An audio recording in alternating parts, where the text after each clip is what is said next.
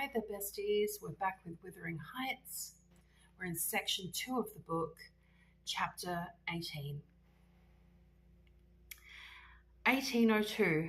This September, I was invited to devastate the moors of a friend.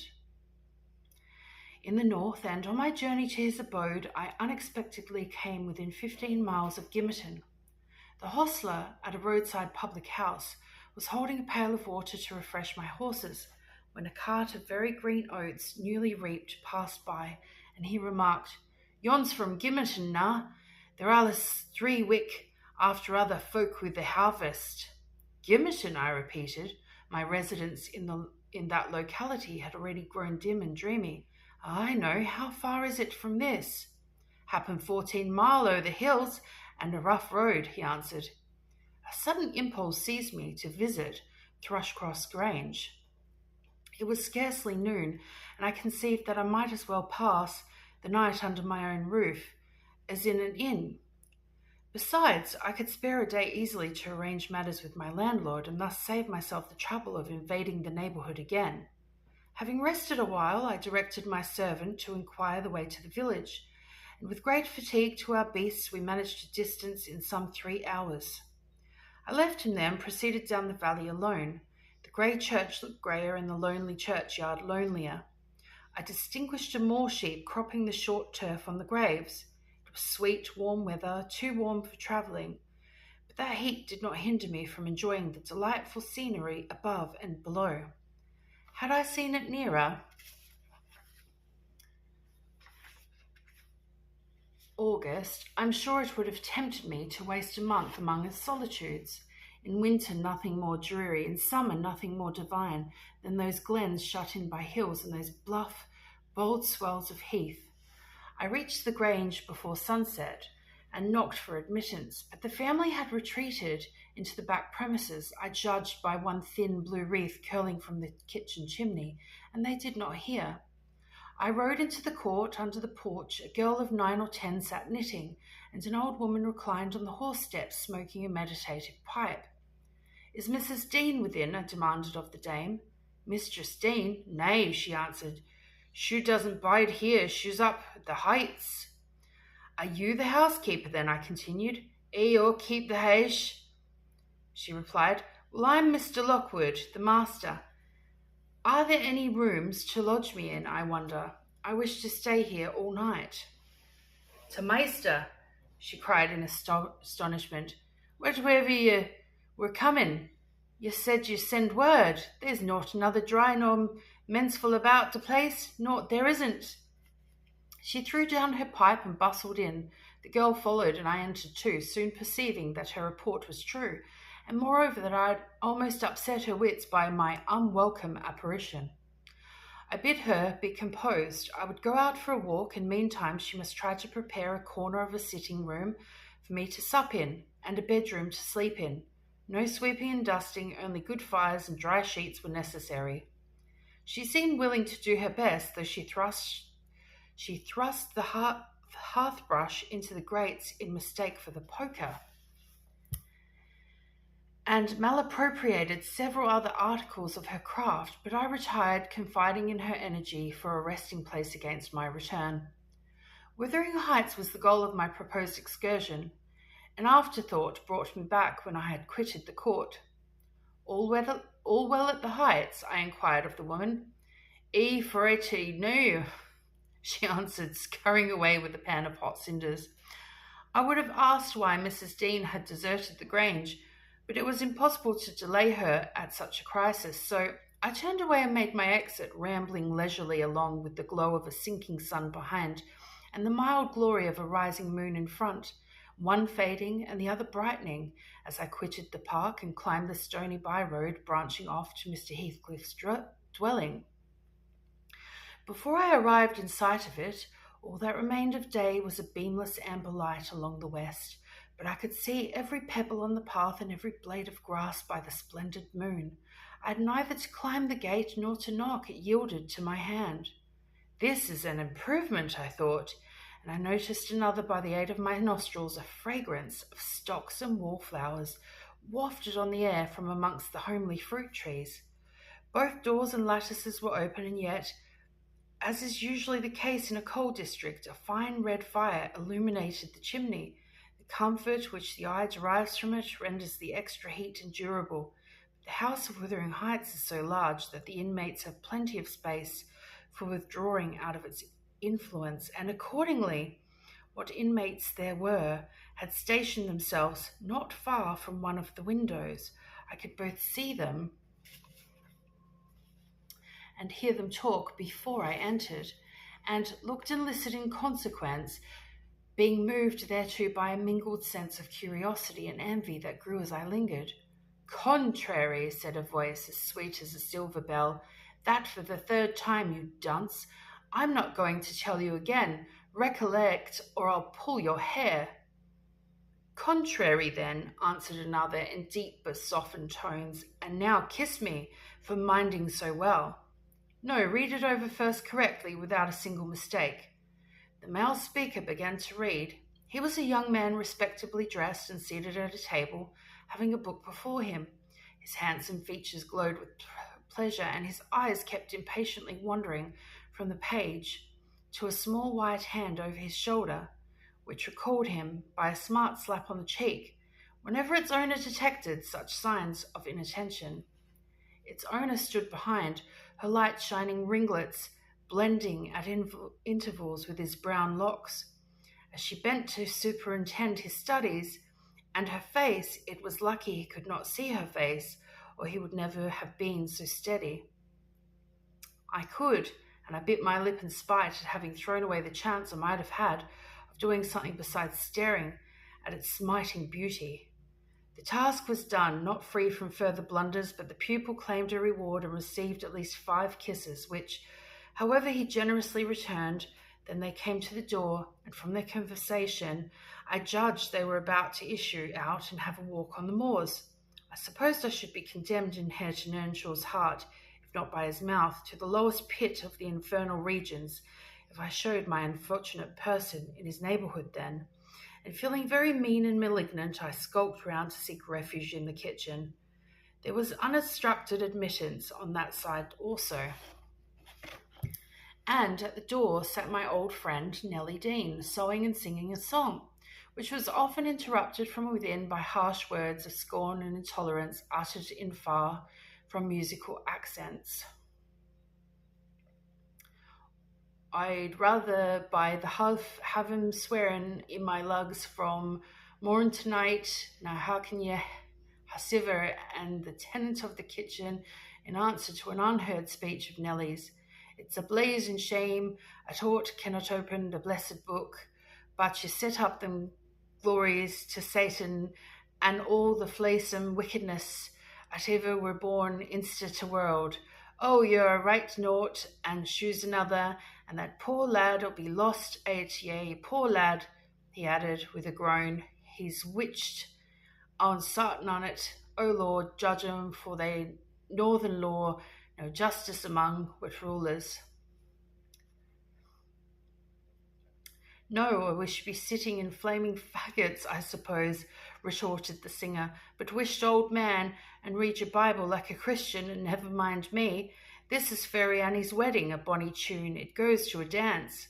Mrs. Dean was about to recommence when I advanced, and recognizing me directly, she jumped to her feet, crying, "Why, bless you, Mr. Lockwood, how could you think of returning in this way? All shut up at the Thrushcross Grange. You should have given us notice." "I've arranged to be accommodated there for as long as I shall stay," I answered. "I depart again tomorrow. And how are you transplanted here, Mrs. Dean? Tell me that." "Zillah left, and Mr. Heathcliff wished me to come soon after you went to London, and to stay till you returned. But step in, pray. Have you walked from Gimmerton this evening?" "From the Grange," I replied, "and while they make me lodging room there, I want to finish my business with your master, because I don't think of having another opportunity in a hurry." "What business, sir?" said Nellie, conducting me into the house. "He's gone out at present and won't return soon." "About the rent," I answered. "Oh, then it is with Mrs. Heathcliff you must settle," she observed, "or rather with me. She's not learnt to manage her affairs yet, and I act for her. There's nobody else. I looked surprised. "Ah, you've not heard of Heathcliff's death, I see," she continued. "Heathcliff dead?" I exclaimed, astonished. "How long ago?" "3 months since. But sit down and let me take your hat, and I'll tell you about it. Stop, you have had nothing to eat, have you?" "I want nothing. I've ordered supper at home." "You sit down too. I never dreamt of his dying." "Let me hear how it came to pass. You say you don't expect them back for some time, the young people?" "No, I have to scold them every evening for their late rambles, but they don't care for me. At least have a drink with our old ale. It will do you good. You seem weary." She hastened to fetch it before I could refuse, and I heard Joseph asking where it weren't a crying scandal that she should have fellies at her time of life. And then, to get them jocks out in master's cellar, he fair shamed to bide still and see it.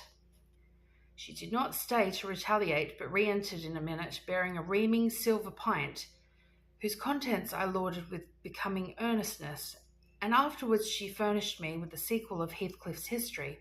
He had a queer end, as she expressed it.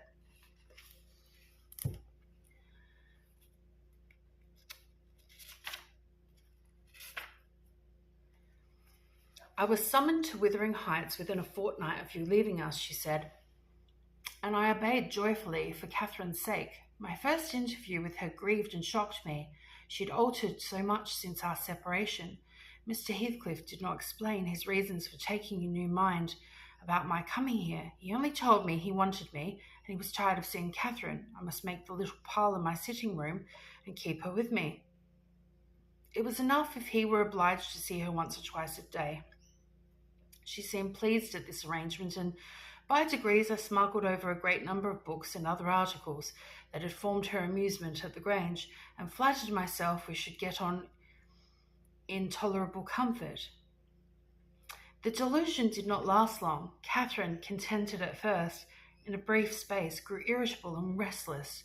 For one thing, she was forbidden to move out of the garden, and it fretted her sadly to be confined to its narrow bounds as spring drew in. For another, in following the house, I was forced to quit her frequently. She complained of loneliness. She preferred quarrelling with Joseph in the kitchen to sitting at peace in her solitude. I did not mind her skirmishes, but Hareton was often obliged to seek the kitchen also, when the master wanted to have the house to himself, and thought in the beginning she either left at his approach, or quietly joined in my occupations and shunned remarking, or addressing him, as though he was always as sullen and silent as possible. After a while she changed her behaviour and became incapable of letting him alone, talking at him, commencing on his stupidity and idleness, expressing her wonder how he could endure the life he lived, how he could sit a whole evening staring into the fire and dozing. "He's just like a dog, is he not, Ellen?" she once observed, "or a cart horse. He does his work, eats his food, and sleeps eternally. What a blank, dreary mind he must have. Do you ever dream, Hareton? And if you do, what is it about? But you can't speak to me." Then she looked at him, but he would neither open his mouth nor look again. "He's perhaps dreaming now," she continued. He twitched his shoulder, and Juno twitches hers. "Ask him, Ellen." "Mr. Hareton will ask the master to send you upstairs if you don't behave," I said. He had not only twitched his shoulder, but clenched his fist, as if tempted to use it. "I know why Hareton never speaks. When I am in the kitchen," she exclaimed on another occasion, "he is afraid I shall laugh at him, Ellen. What do you think? He began to teach himself to read once, and because I laughed, he burned his books and dropped it. Was he not a fool? Were not you naughty?" I said. "Answer me that." "Perhaps I was," she went on, "but I did not expect him to be so silly. Hareton, if I give you a book, would you take it now? I'll try." She placed one she had been perusing on his hand. He flung it off and muttered, if she did not give over, he would break her neck. "Well, I shall put it there," she said, "in the table drawer, and I'm going to bed." Then she whispered me to watch whether he touched it and departed, but he would not come near it, and so I informed her in the morning, to her great disappointment. I saw she was sorry for her persevering sulkiness and indolence, Her conscience reproved her for frightening him off and proving himself. She'd done it effectually. But her ingenuity was at work to remedy the injury. While I ironed or pursued other stationary employments, I could not well do in the parlour. She would bring some pleasant volume and read it aloud to me. When Hareton was there, she generally paused in an interesting part and left the book lying about. That she did repeatedly, but he was in an obstinate as a mule, and instead of snatching at her bait, in wet weather he took to smoking with Joseph, and they sat like automatons, one on each side of the fire, the elder happily too deaf to understand her wicked nonsense, as he would have called it, the younger doing his best to seem to disregard it. On fine evenings the latter followed his shooting expeditions, and Catherine yawned and sighed, and teased me to talk to her, and ran off into the court or garden the moment I began, and at last resource cried and said she was tired of living, her life was useless. Mr. Heathcliff, who grew more and more disinclined to society, had almost banished Earnshaw out of his apartment, owing to an accident at the commencement of March. He became for many days a fixture in the kitchen. His gun burst while out in the hills by himself. A splinter cut his arm, and he lost a good deal of blood before he could reach home. The consequence was that, perforce, he was condemned to the fireside and tranquillity till he made it up again. It suited Catherine to have him there. At any rate, it made her hate her room upstairs more than ever, and she would compel me to find out business below, that she might accompany me. On Easter Monday, Joseph went to Gimmerton Fair with some cattle, and in the afternoon I was busy getting up linen in the kitchen. Earnshaw sat morose as usual at the chimney corner, and my little mistress was beguiling an idle hour with drawing pictures on the window panes, varying her amusement by smothered bursts of songs and whispered ejaculations and quick glances of annoyance and impatience in the direction of her cousin, who steadfastly smoked and looked into the grate. At a notice that I could do with her no longer intercepting my light, she removed to the hearthstone.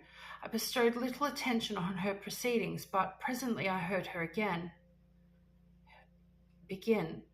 I found out, Hareton, that I'm glad, that I would like you to be my cousin now, if you had not grown so cross with me and so rough. Hareton returned no answer. Hareton, do you hear? She continued. Get off with you, he growled, with uncompromising gruffness. Let me take that pipe, she said, cautiously advancing her hand and abstracting it from his mouth.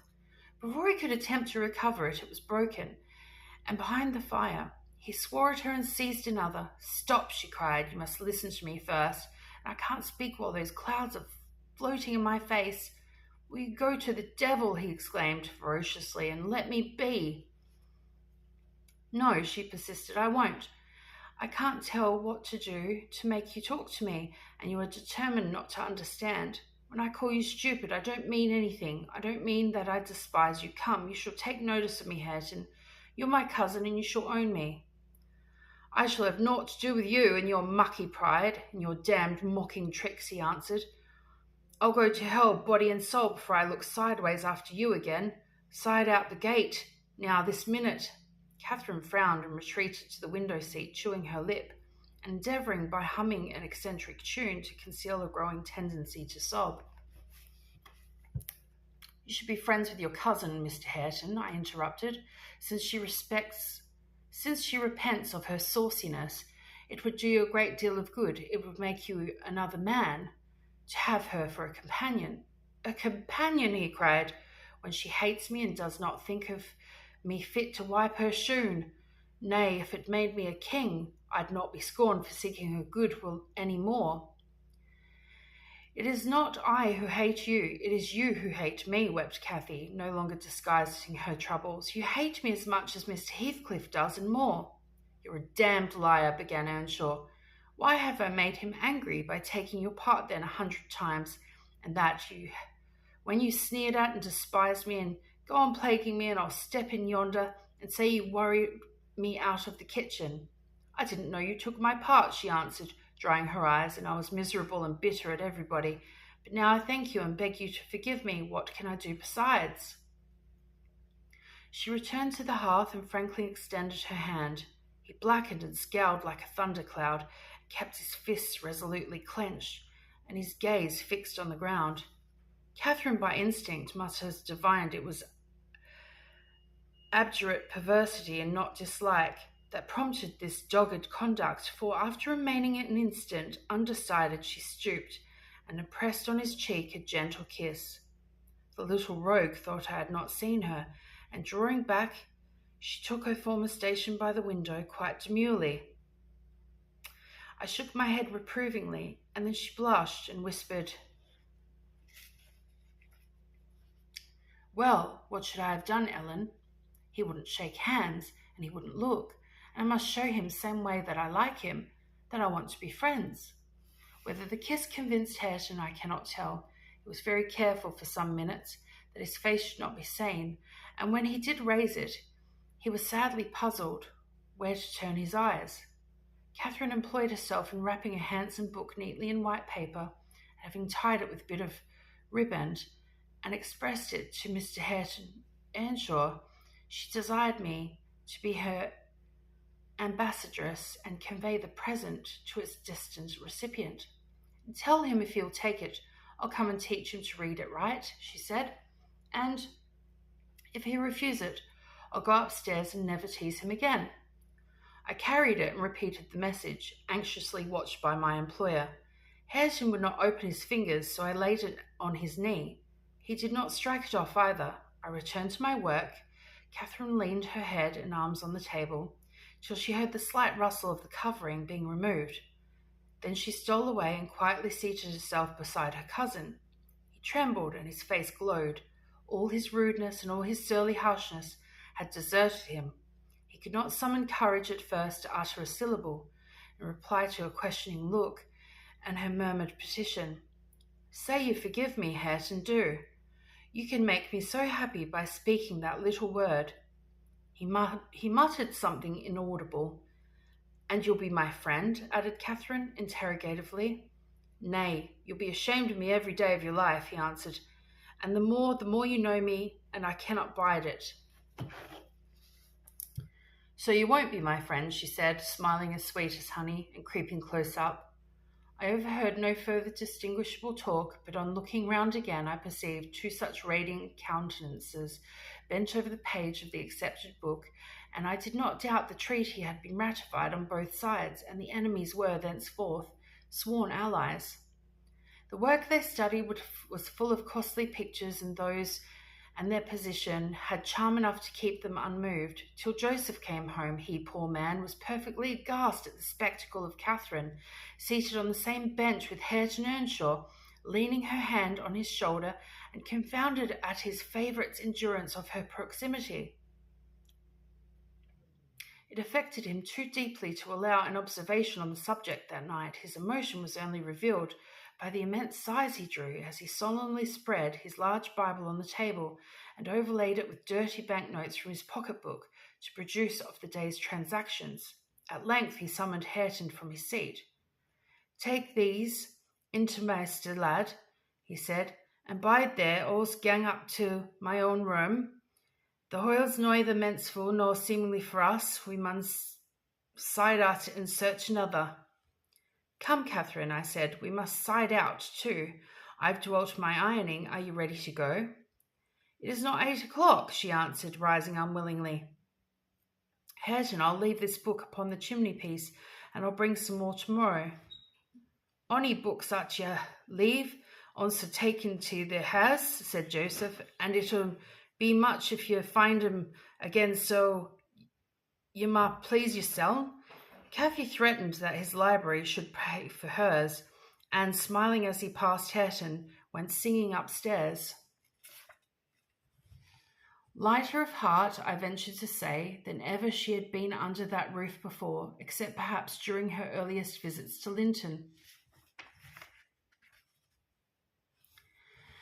The intimacy thus commenced grew rapidly, though it encountered temporary interruptions. Earnshaw was not to be civilized with a wish, and my young lady was no philosopher and no paragon of patience, but both their minds tending to the same point, one loving and desiring to esteem, and the other loving and desiring to be esteemed, they contrived in the end to reach it.